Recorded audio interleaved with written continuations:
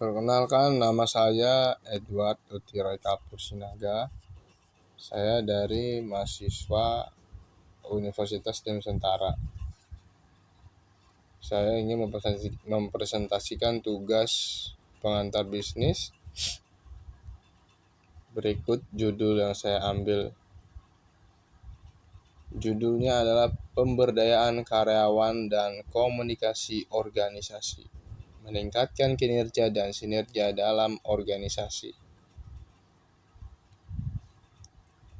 Latar belakang yang saya ambil dalam subtema ini adalah yang pertama, pengertian pemberdayaan karyawan, tujuan pemberdayaan karyawan dalam organisasi, pentingnya komunikasi dalam organisasi, hubungan antara pemberdayaan karyawan dan komunikasi organisasi, strategi pemberdayaan karyawan yang terakhir, teknik komunikasi yang efektif dalam organisasi. Nah, ini pengertian pemberdayaan karyawan itu sebagai berikut. Pemberdayaan karyawan adalah proses memberikan karyawan wewenang, tanggung jawab, serta kesempatan untuk membuat keputusan dalam pekerjaan mereka. Selanjutnya itu tujuan pemberdayaan karyawan dalam organisasi ada 3 poin. Yang pertama itu meningkatkan kinerja dan produktivitas karyawan tersebut, mempercepat pengambilan keputusan di tingkat nasional, meningkatkan kepuasan kerja dan loyalitas karyawan. Nah, ini pengertian dari pentingnya komunikasi dalam organisasi ya teman-teman. Itu yang dimaksud. Komunikasi efektif adalah dasar dari hubungan yang harmonis antara sesama anggota organisasi ataupun kepada sesama tim manajemen. Ada 3 poin yang harus diperhatikan dalam pentingnya komunikasi dalam organisasi itu. Yang pertama, meningkatkan transparansi dalam dan kolaborasi. Mempercepat proses pengambilan keputusan di tingkat nasional. Meningkatkan motivasi dan komitmen kepada karyawan. Nah, selanjutnya itu di slide berikut, hubungan antara pemberdayaan karyawan dan komunikasi organisasi. Nah, di sini tuh kita ada 3 tahap ya.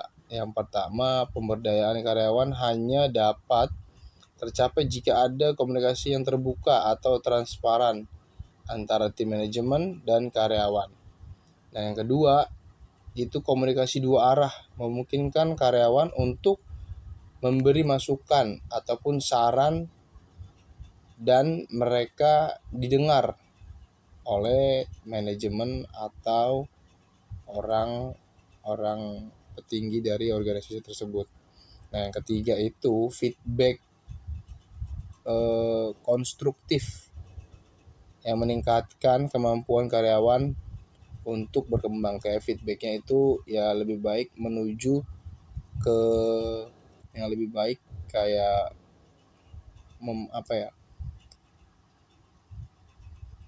mengapresiasi kinerja si karyawan tersebut. Salah satu feedback yang bisa meningkatkan kinerja yang membuat dia bisa berkembang.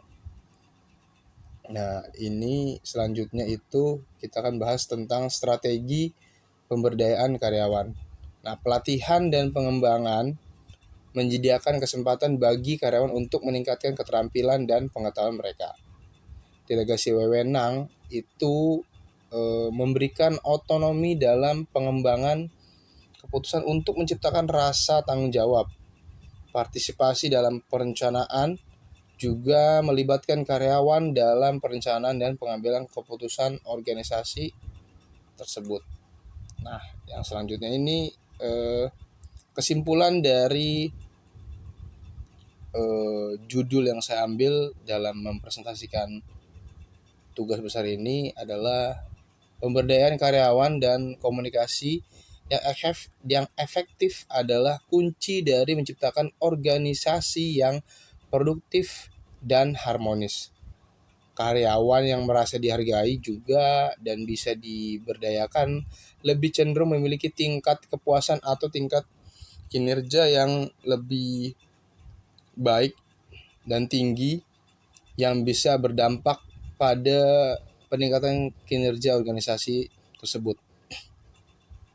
Strategi komunikasi yang baik memperkuat pemberdayaan dengan menciptakan hubungan yang saling percaya dan mendukung satu sama lain. Nah, berikut ini ada 3 rekomendasi. Itu contohnya yang pertama, menerapkan program pelatihan untuk pemberdayaan karyawan secara berkelanjutan. Yang kedua, memastikan keterlibatan karyawan dalam keputusan paling organisasi penting. Yang ketiga itu mengevaluasi dan mengembangkan sistem komunikasi secara berkala untuk menjadi organisasi yang efektif. Ya, terima kasih atas perhatiannya. Berikut tugas besar yang sudah saya presentasikan. Terima kasih, selamat malam, sampai berjumpa.